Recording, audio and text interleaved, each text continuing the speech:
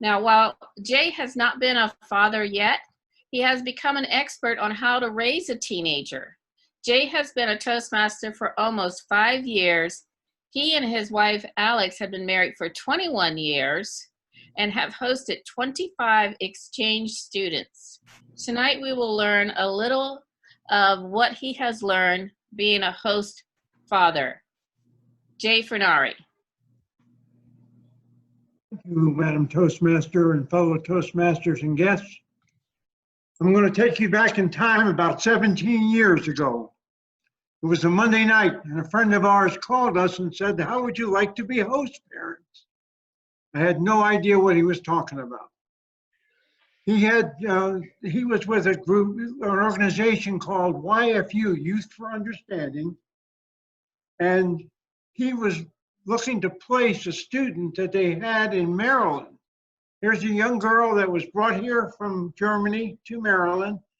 The school system decided that she could not be part of their school system, so they had to move her to another place. We went ahead and said, "It sounds good, we'll try it." We went ahead, filled out the paperwork. By Saturday of that week, we had this teenager from Germany flying to Tampa to be with us. Well, I thought this was going to be one easy piece of pie here, nothing to it, just be a father. I learned the hard way. It takes more than just being there to be a father. This girl is, I call her my firstborn because she was our very first exchange student. When she came to us, she was stubborn. She was bullheaded, but very sweet in a nice way. I started to become a host father by telling her how she has to dress. She was going out one evening and she had one of these things that had a bare shoulder to it. And I said to her, "You're not going out like that, are you?" She says, "Try me." I said, "Okay, you're not going out like that." And she walked out the door, and that was it. That's when my wife sat me down to teach me how to be a host father, how to deal with a teenage girl. Today, I must tell you how proud I am of that young lady. She's now a professor of logistics, business logistics, and teaching at a university in the Netherlands. She's been back to visit with us 6 or 7 times already, and every time she comes back, it's like having my first child show up at my front door. Out of the last 17 years, Alex and I have had 25 different students. Sometimes we had 2 boys, sometimes we had 2 girls. There have been times when we had a boy and a girl. Each time is a different experience. Each time is a learning experience. One of the things I've learned about teenagers, especially teenage girls, is you have to treat them like adults. You can't treat them like a kid. You have to help them make decisions that they want to make, choices that they want to choose, and do it with the support of any parent with their child. For the period of a whole year, from August until July, that child is in your house, and she is your child, or he is your child. And you treat them with the kind of understanding and caring that you would do with your own children. Now, I've never been a father. I've never had my own children. So being a host father to me was the greatest experience that I've had in my adult life. Alex and I have had some good ones, and we've had some bad ones. Not all of them have been good. We had one girl that I will tell you, we caught her lying to us. She would say to us that she was sleeping over her girlfriend's house for that weekend. And she would then say that another weekend they were sleeping over another girlfriend's house.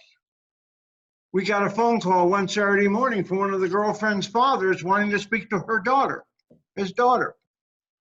Well, wasn't at our house. I said, as far as I understand, they're sleeping at your house this weekend.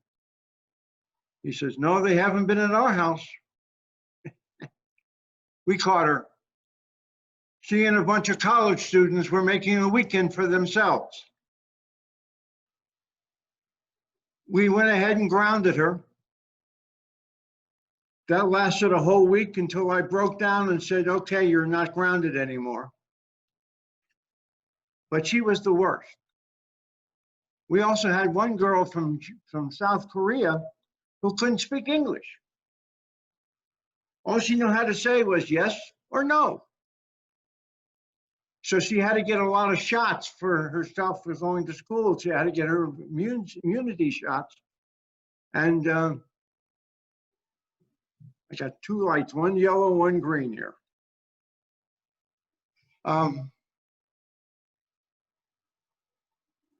Okay, excuse me. I'm looking at the right one.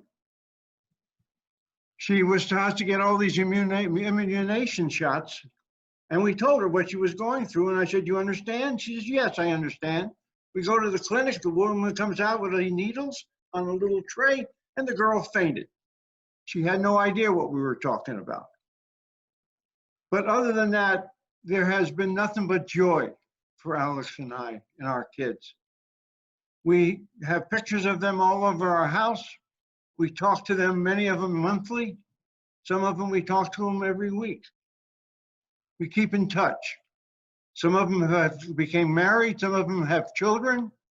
Some of them offered to have a grandchild for me, which I never would have had without my exchange students.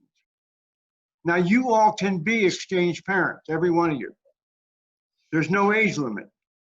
There's no requirements that you have to have your own children at home. You just have to be able to open up your home with the love that you've got and give these kids an opportunity to see what it is to live for a year in America.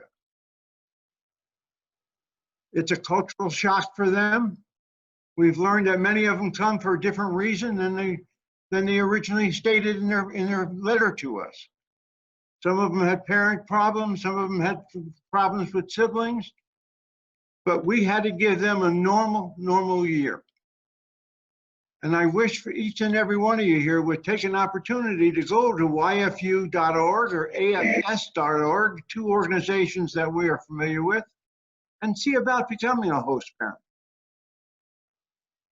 You're going to find that it's going to be one of the greatest experiences that you've had in your adult life. It's giving of yourself like you have never done before. yfu.org, afs.org. Look into it. Thank you very much.